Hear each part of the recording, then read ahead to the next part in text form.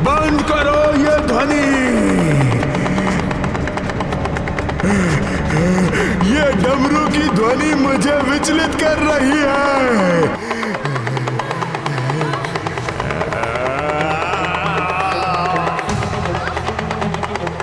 बंद करो ये डमरू की ध्वनि बंद करो। बंद करो ये ध्वनि।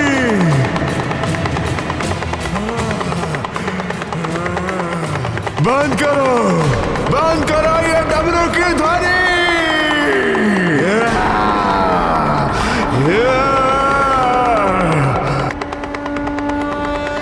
आश्चर्य है, डमरू की ध्वनि और इसका भागना। सब सही तो कहते हैं कि डमरू की ध्वनि बुरी शक्तियों के प्रभाव को समाप्त कर देती है।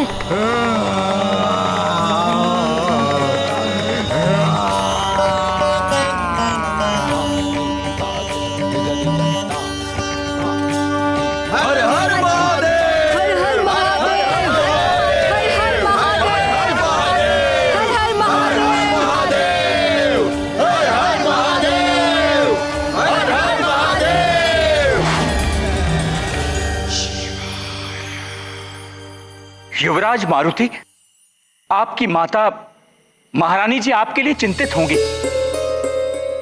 चक्रासुर लौट गया है। चलिए हम आपको राजभवन पहुंचा देते हैं।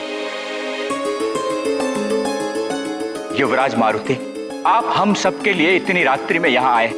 आपने धवल मुख के प्राण बचाए, स्वयं को संकट में डाला। आपने हमारे लिए कितना कुछ किया। अब आप राजभवन लौट चलिए। यदि चक्रासुर पुनः आ गया तो उसका भय अभी भी समाप्त नहीं हुआ है। आप सत्य कह रहे हैं मुखिया जी।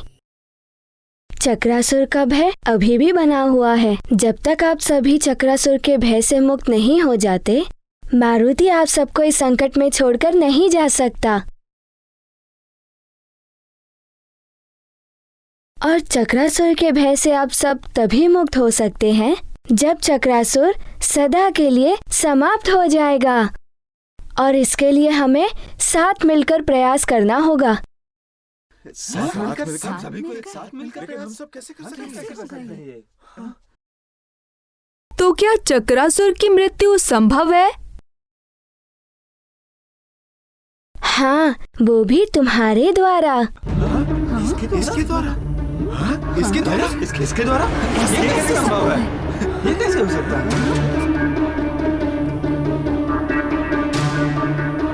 पहेलियां मत बुझाइए युवराज। इतने भयानक असुर की मृत्यु, वो भी एक साधारण बालक के द्वारा, ये कैसे संभव है? मात्र यही नहीं, आप भी उसे मार सकते हैं। आप भी और आप भी।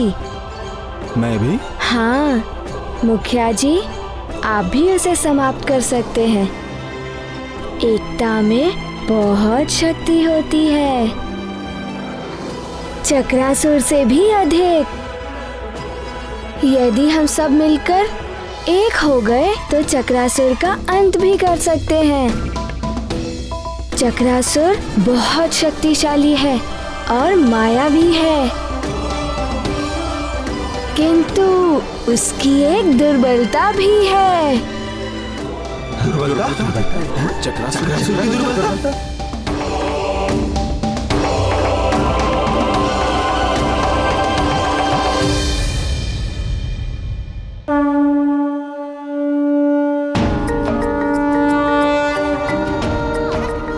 आप सबने देखा था, इस एक डमरू के नाद से चक्रासुर कितना विचलित हो उठा था। ये डमरू की ध्वनि बंद करो! बंद करो ये ध्वनि! भागने के लिए विवश हो गया था। यदि अनेकों डमरू एक साथ बजाए जाएं, तो उनकी सम्मिलित ध्वनि से चक्रासुर शक्तिहीन हो जाएगा। फिर उसे हम सहज ही समाप्त कर सकते हैं।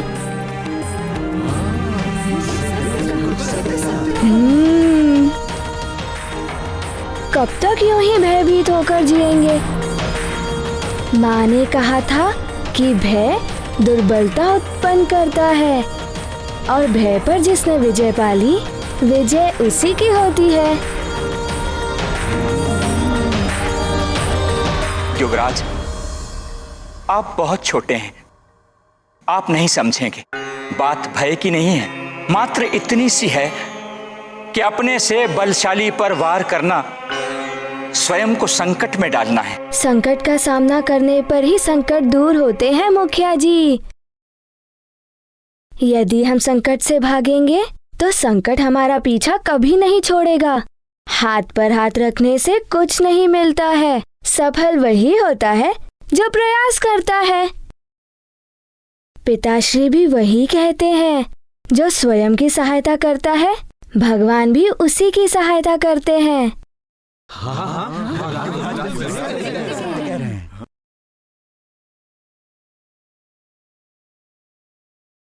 युवराज उचित कह रहे हैं। कब तक हम इस प्रकार चक्रासुर से भागते रहेंगे? हमें चक्रासुर का सामना करना होगा, संपूर्ण शक्ति और बल के साथ।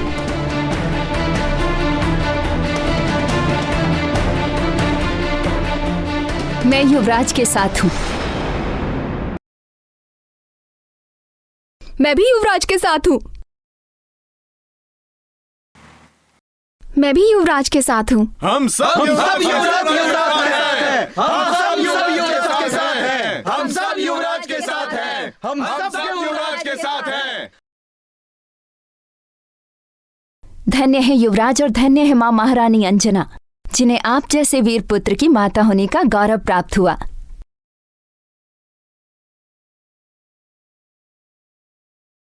देवेश्वर, विडंबना देखिए, माता और पुत्र दोनों इस बात से अनभिज्ञ हैं कि दोनों ही अपने अपने स्तर से चक्रासुर के विरुद्ध युद्ध छेड़े हुए हैं, जबकि दोनों के कार्य का उद्देश्य एक ही है, चक्रासुर के आतंक से मुक्ति।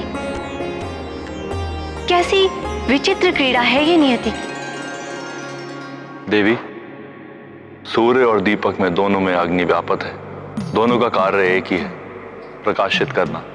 इसी प्रकार मारुति और अंजना वो भी एक ही कार्य कर रहे हैं। मारुति ने दिव्य शक्ति का प्रयोग किया और अंजना ने मंत्र शक्ति का प्रयोग किया। दोनों को ये भी ज्ञात है कि एकता में कितनी शक्ति होती है। किंतु स्वामी, उन सब निर्दोष मनुष्यों को इतना कष्ट क्यों?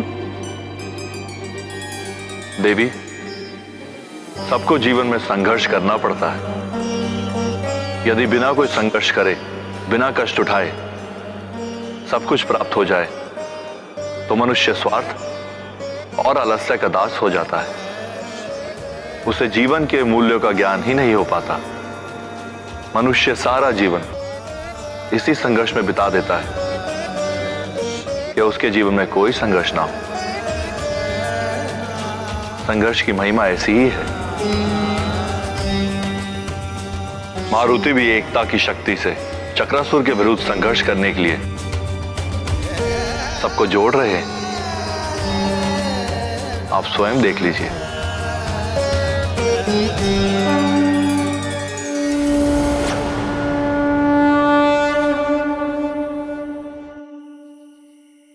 युवराज, हम सब आपके साथ हैं, किंतु हमारे पास सिर्फ एक ही डमरू है। अन्य डमरू नष्ट हो चुके हैं। तो फिर आप सब और डमरू तो बना सकते हैं ना? बना तो सकते हैं युवराज, किंतु हमारे पास सामग्री नहीं है। कुछ चर्म और कुछ रस्सियां हैं, लकड़ियां नहीं हैं।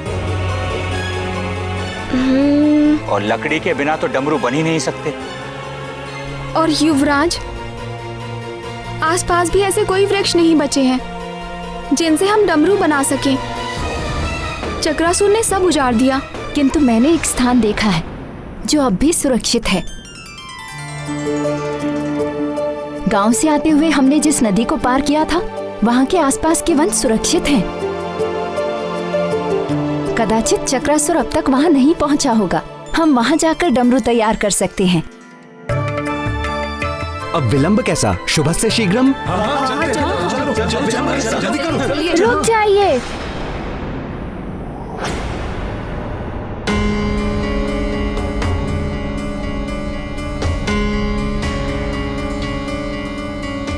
वहां जाने से समय व्यर्थ होगा।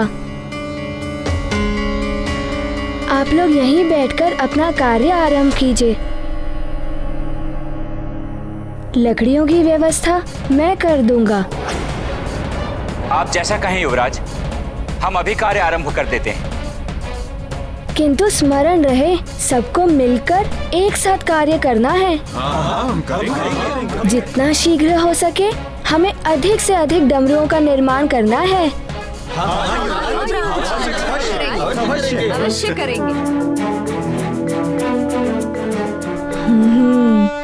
असंभव! चक्रासुर के चक्रवात में फंसने के बाद भी वो वानर बालक बाहर निकल गया। असंभव है ये। मुझे भी वहां से भागना पड़ गया।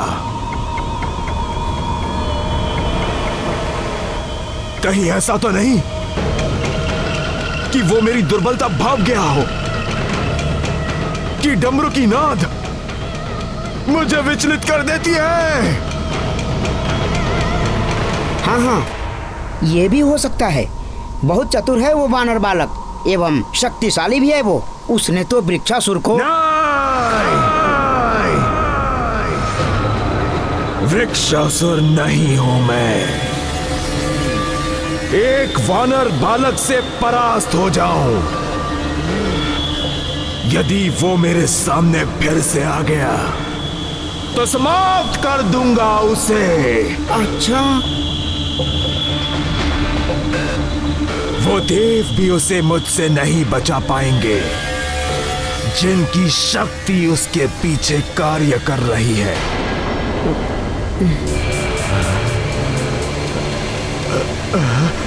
क्या हुआ चक्रासुर? क्या सोच रहे हो? लगता है मेरे भीतर की शक्तियां कम हो रही हैं।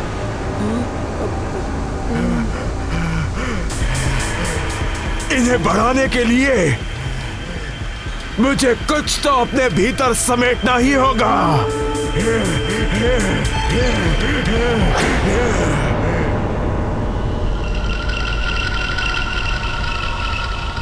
उस नदी में जल भी है और उसके आसपास वृक्ष भी है।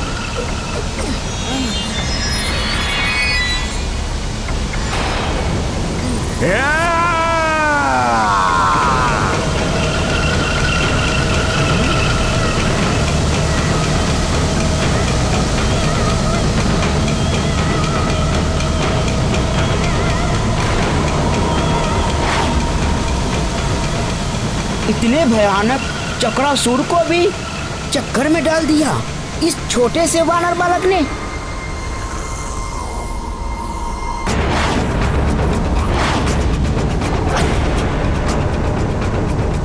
दिखने में तो वो वानर बालक मेरे देह के ही समान है, पर इतने बड़े बड़े कार्य।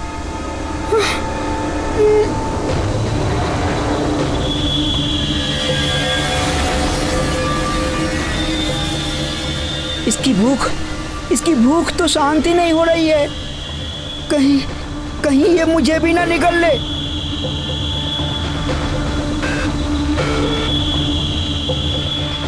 चल हाथीबल, शीघ्र यहाँ से निकल।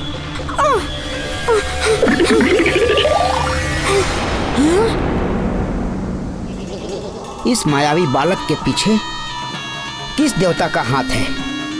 ये सूचना भी तो मुझे लंकेश रावण तक पहुंचानी है। मुझे यहाँ रुकना ही होगा।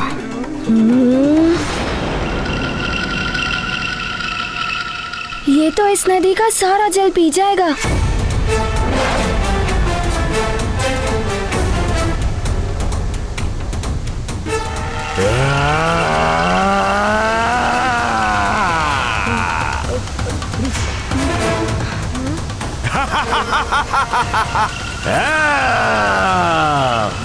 अरे ये तो नदी का सारा जल पी गया। नदी का सारा जल पीने के पश्चात ये सारे वृक्षों को निगल गया तो डमरू बनाने के लिए लकड़ियाँ कहाँ से मिलेंगी?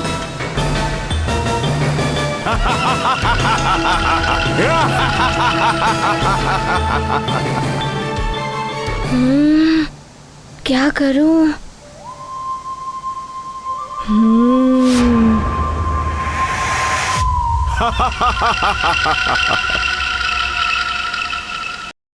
चक्रासुर, चक्रासुर, चक्रासुर, चक्रासुर, चक्रासुर, चक्रासुर।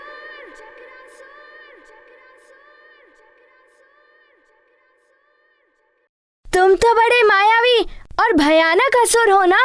फिर क्यों भाग निकले थे वहां से? तो फिर आ गया वानर बालक। किंतु इस बार तू चक्रासुर के चक्कर में जो फंसा तो बस चल बसा। तुम कुछ नहीं कर पाओगे। अरे ये तो चक्रासुर को भी ललकार रहा है। वानर बालक, वानर बालक।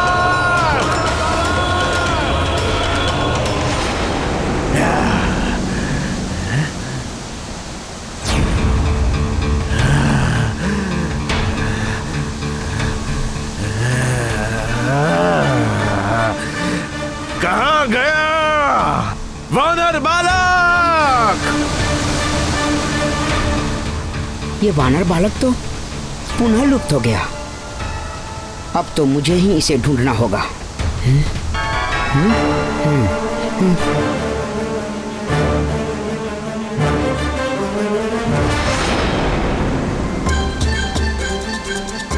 अब मैं जाकर लकड़ियाँ ले सकता हूँ।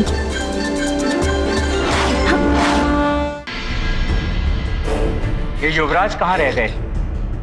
समय बीतता जा रहा है। आ जाएंगे युवराज, लकड़ियाँ चुनने में समय लगता है।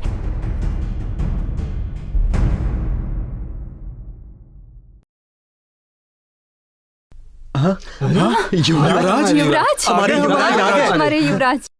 ये रही लकड़ियाँ।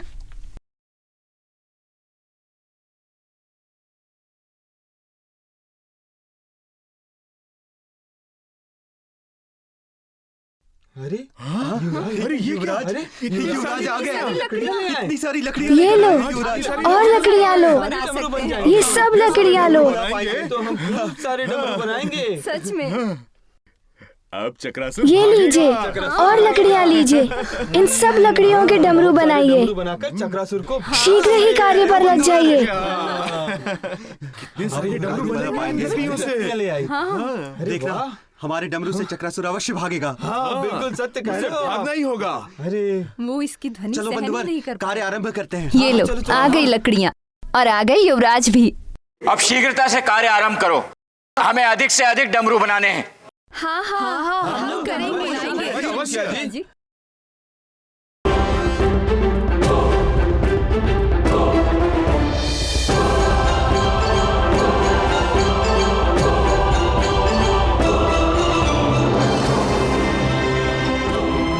जल्दी जल्दी हाथ चलाओ, समय कम है हमारे पास।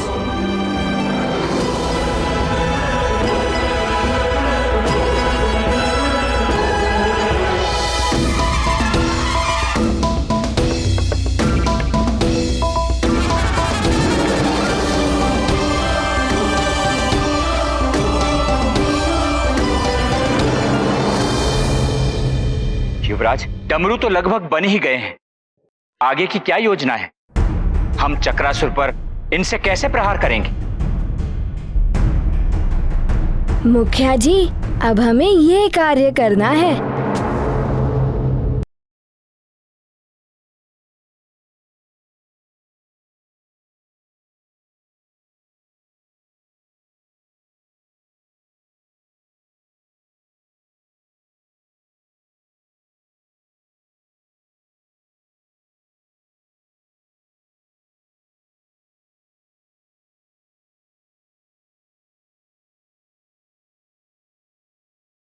आप सब समझ गए ना? जी युवराज, हाँ समझ गए। युवराज, अब हमें इस रक्षा कवच की कोई आवश्यकता नहीं है।